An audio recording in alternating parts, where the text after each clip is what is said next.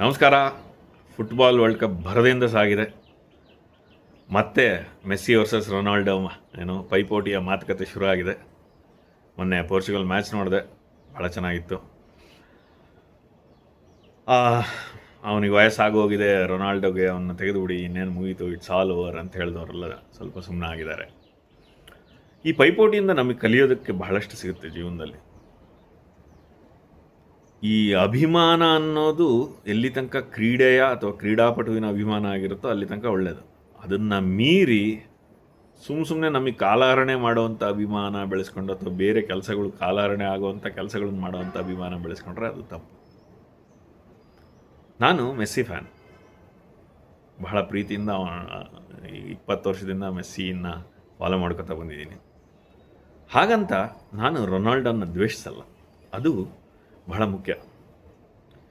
ಜಗತ್ತಿನ 2 ಶ್ರೇಷ್ಠ ಫುಟ್ಬಾಲರ್ಸ್ ಒಂದೇ ಏಕಕಾಲದಲ್ಲಿ ಆಡ್ತಾ ಇದ್ದಾರೆ. ಅದನ್ನು ನೋಡಿ ಕಣ್ತುಂಬ ಎಂಜಾಯ್ ಮಾಡೋದು ಬಿಟ್ಬಿಟ್ಟು ದ್ವೇಷ ಎಲ್ಲಿಂದ ಹುಟ್ಟಕ್ಕೆ ಸಾಧ್ಯ? ಅಭಿಮಾನ ಅತಿರೇಕ ಆಗ್ಬಿಟ್ಟು ದ್ವೇಷಕ್ಕೆ ಕನ್ವರ್ಟ್ ಆಗಿಬಿಟ್ಟಿರುತ್ತೆ ಎಷ್ಟೋ ಸಲ. ನಾನು ಚಿಕ್ಕವನಿದ್ದಾಗ ಈ ಭಾವನೆಗಳೆಲ್ಲ ಇರೋದು, ಇವನು ಗ್ರೇಟಾ, ಅವನು ಗ್ರೇಟಾ, ಗ್ರೇಟ್ ಯಾರು ಆಮೇಲೆ ಮಾತಾಡೋಣ. ಆದರೆ ನನಗೂ ಆ ಭಾವನೆಗಳು ಕೆಲವೊಂದು ಸಲ ಬರೋದು. ನಾನು ಫೆಡರರ್ ಫ್ಯಾನು. ಟೆನ್ನಿಸ್ ವಿಷಯ ತೊಗೊಂಡ್ರೆ ಟೆನ್ನಿಸಲ್ಲಿ ಯಾವಾಗಲೂ ಮೊದಲು ಶುರು ಆಗಿದ್ದು ಫೆಡರರ, ನಡಾಲ ಅಂತ. ಆಮೇಲೆ ಬಿಡಿ, ಜೋಕೋವಿಚ್ ಬಂದು ಎಲ್ಲರಿಗಿನ್ನ ಜಾಸ್ತಿ ಗೆದ್ದ, ಅದು ಕತೆ. ನಮಗೆ ಯಾರು ಇಷ್ಟ ಅದು ಬೇರೆ, ಯಾರು ತುಂಬ ಚೆನ್ನಾಗಿ ಆಡ್ತಾರೆ ಅದು ಬೇರೆ, ಆದರೆ ನಂಬರ್ಸ್ ವೈಸ್ ಯಾರು ಜಾಸ್ತಿ ಗೆಲ್ತಾರೆ ಅದು ಬೇರೆ. ಬರ್ತೀನಿ ಆ ವಿಷಯಕ್ಕೆ. ಹೀಗೆ ಫಾರ್ಮುಲಾ 1ನಲ್ಲಿ ಮೈಕಲ್ ಶೂಮೇಕರ, ಸೆನ್ನನ, ಇದು ಮುಗಿಯದ ಡಿಬೇಟು. ಹಾಗೆ ಬೇಕಾದಷ್ಟು ಉದಾಹರಣೆಗಳು ಕೊಡ್ಬೋದು ರೀ. ಆದರೆ ನಾನು ಅರಿತುಕೊಂಡ ಸತ್ಯ ಏನಂದರೆ, ಆ ಕ್ರೀಡೆನ ತೃಪ್ತಿಕರವಾಗಿ ಎಂಜಾಯ್ ಮಾಡೋದು ಮುಖ್ಯನೇ ಹೊರತು ಯಾರು ಗ್ರೇಟು ಯಾರು ಗ್ರೇಟ್ ಅಲ್ಲ ಅನ್ನೋ ವಾದದಲ್ಲಿ ಕಾಲಹರಣೆ ಮಾಡಿಕೊಂಡು ಸುಮ್ಮನೆ ಮನಸ್ಸು ಕೆಡಿಸ್ಕೊಂಡು ಇದು ಮಾಡ್ಕೊಳ್ಳೋದಕ್ಕಿಂತ ಯಾರು ನಿಮ್ಮ ಫೇವ್ರೇಟೋ ಅವ್ರನ್ನೂ ನೋಡಿ. ಹಾಗಂತ ಬೇರೆಯವ್ರನ್ನ ದ್ವೇಷಿಸೋ ಅವಶ್ಯಕತೆ ಇಲ್ಲ ಅಲ್ಲನ್ರಿ. ಈ ಒಂದು ಏನು ವಿಚಾರ ಇದೆ, ಇದು ಬಹಳ ಬೇರೆ ರೀತಿಯಲ್ಲಿ ನಮ್ಮ ಜೀವನದಲ್ಲಿ ಬೇರೆ ಬೇರೆ ವಿಷಯಕ್ಕೂ ನಾವು ಅಳವಡಿಸ್ಕೋಬೋದು. ಏನಂತ ಹೇಳ್ತೀನಿ, ನಮ್ಮಲ್ಲಿ ಒಂದು ಅದಕ್ಕಿಂತ ಮುಂಚೆ ನನ್ನ ಸ್ನೇಹಿತಂದೊಂದು ಇನ್ಸಿಡೆಂಟ್ ನೆನಪಾಗುತ್ತೆ. ನಾವು ಸುಮಾರು 18 ವರ್ಷದವ್ರು ಇರ್ಬೋದು. ಆವಾಗ ನನ್ನ ಪ್ರಾಣ ಸ್ನೇಹಿತ, ಅವನು ಆಂಧ್ರ ಪ್ರದೇಶವನು, ಅವನು ಕಾಲೇಜಿನಲ್ಲಿ ಹೀಗೆ ಮಾತಾಡ್ತಾ ಇರ್ತಾಯಿದ್ದೆ. ನಾನು ಕರ್ನಾಟಕ ಗ್ರೇಟ್ ಅಂತ, ಅವನು ಆಂಧ್ರ ಪ್ರದೇಶ ಗ್ರೇಟ್ ಅಂತ. ಇಬ್ಬರು ಅದು ಹೇಗಿರೋದು ಅಂದರೆ ವಾದ ವಿವಾದ, ಎಲ್ಲ ವಿಷಯಗಳನ್ನು ಮಾತಾಡ್ತಿದ್ವಿ.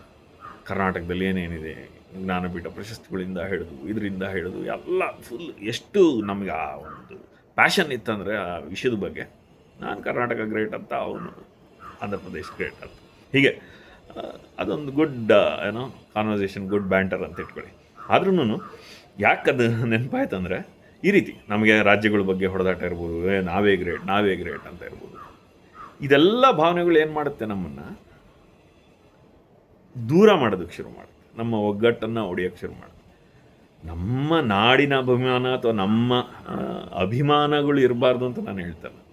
ಅಭಿಮಾನ ಸಂಭ್ರಮಿಸೋಕ್ಕೋಸ್ಕರ ಇರಬೇಕು, ಆಚರಿಸೋಕ್ಕೋಸ್ಕರ ಇರಬೇಕು. ಆದರೆ ಅಭಿಮಾನ ದೂರ ಮಾಡುವಂಥ ಕೆಲಸನ ಮಾಡಬಾರ್ದು ಅನ್ನೋದಷ್ಟೇ ನಾನು ಹೇಳಕ್ಕೆ ಕೊಟ್ಟಿದ್ದು.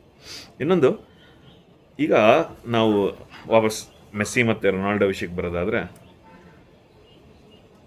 ನಾ ಆವಾಗಲೇ ಹೇಳ್ದಂಗೆ ಜಗತ್ತಿನ 2 ಶ್ರೇಷ್ಠ ಫುಟ್ಬಾಲರ್ಸ್ ಒಂದೇ ಕಾಲದಲ್ಲಿ ಆಡ್ತಾ ಇದ್ದಾರೆ. ಅದು ನೋಡೋವಂಥ ಭಾಗ್ಯ ನಮಗಿದೆ. ಅದು ಹೇಗೆ ನಾವು ಒಬ್ರನ್ನ ಪ್ರೀತಿಸ್ಬಿಟ್ಟು ಒಬ್ರನ್ನ ದ್ವೇಷಿಸೋಕ್ಕೆ ಸಾಧ್ಯ? ಇದೇ ವಿಚಾರವಾಗಿ ಹೇಳಬೇಕಂದ್ರೆ ಇನ್ನೊಂದು ಬಹಳ ಮನಸ್ಸಿಗೆ ಬರುತ್ತೆ, ಬಹಳ ಒಂದು ಉತ್ತಮವಾದ ಉದಾಹರಣೆ ಕೊಡ್ಬೋದು ಅಂದರೆ ನಮ್ಮ ಸಿನಿಮಾ ರಂಗ. ಈಗ ನಮಗೆ ಬಹಳ ಇಷ್ಟ ಆಗೋಂಥ ಯಾರೋ ಒಬ್ಬರು ನಟ ಇರ್ತಾರೆ, ನಾವು ಅವ್ರ ಫ್ಯಾನ್ ಆಗಿಬಿಟ್ಟಿರ್ತೀವಿ. ನಾವು ಸಮಾಜದಲ್ಲಿ ನೋಡ್ತಾ ಇದ್ದೀವಿ ಎಷ್ಟು ಜನ ಫ್ಯಾನ್ಗಳು, ಈ ಫ್ಯಾನ್ಗಳು ಆ ಫ್ಯಾನ್ಗಳು, ಅವರು ಒಬ್ರಿಗೊಬ್ರಿಗೆ ಹೊಡ್ಕೊಳ್ಳೋದು ಅಥವಾ ಫ್ಯಾನ್ ವಾರ್ ಅಂತ ಏನು ಕರಿತೀವಿ. ಇದು ಈಗಿನ ಕಾಲ ಅಲ್ಲ, ಡಾಕ್ಟರ್ ರಾಜ್ಕುಮಾರ್, ವಿಷ್ಣುವರ್ಧನ್ ಅವ್ರ ಕಾಲದಿಂದ ಇದೆ. ಅಭಿಮಾನ ಸಂಭ್ರಮಾಚರಣೆಗಿರಬೇಕೆ ಹೊರತು ಅಭಿಮಾನ ಅದರಿಂದ ಹೋಗಿ ಹೊಡೆದಾಟ ಆಗ್ತಿದೆ ಅಥವಾ ಏನೋ ಒಂದು ನಡೀತಾ ಇದೆ ಅಂದರೆ ಅದು ತಪ್ಪಲ್ಲೇನ್ರಿ. ಯೋಚನೆ ಮಾಡಿ ನೋಡು.